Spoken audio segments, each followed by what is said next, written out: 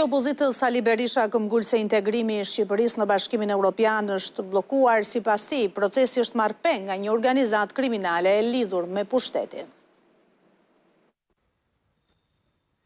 Edi Rama ishte sërish shënjestër e kreut të demokratëve. Nga mbledhja e grupit parlamentar, Sali Berisha e akuzoi si bllokues të procesit të integrimit për shkak të lidhjeve që tha se qeveria ka me krimin. Është marrë peng nga një organizatë kriminale që drejton Shqipërinë me kreun e saj të meduzës Edi Ramën. Kryeministrin dhe kreun e parlamentit i akuzoi për mungesë transparence kur foli për konstatimet e raportit të Parlamentit Evropian. Ta nuk japin asnjë njoftim në një kohë kur vendet tjera, pas çdo mbledhje të Koelas për vendet e tyre, informojnë publikun. Është transparent fare. Padroni Edi Ramës, Aleksandar Vučić, po thot, jemi bllokuar për ligjet e drejtësisë. Nuk thot që s'jemi bllokuar, kurse ky deklaronte ditën e Europës se nuk kanë lidhje me ballukun këto. Dhe më keq akoma, negociatat nuk janë tonat, janë të Komisionit Evropian. Pa përgjigje nuk la edhe komentin e bërë nga kryeministri një ditë më parë, i cili hodhi po shifrat e publikuara nga Berisha për rënjet e integritetit të prokurimeve publike.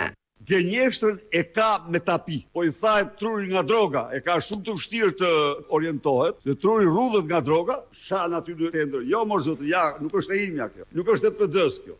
Kjo është open tender, në 50 pikë ka transparenca. Teksa pas ditën e të njëjtës pritet mbledhja e Këshillit të Mandateve, demokratët depozituan në kuvend disa amendamente për rregulloren e parlamentit, mes të cilave kërkojnë që sekretariati i etikës të jetë me numër të barabartë antarësh dhe që kryesimi i grupeve të misisë të përcaktohet nga kryetari i kuvendit në këshillim me krerët e grupeve parlamentare, duke mbajtur parasysh përfaqësimin politik sipas përpjestimit që zën në kuvend.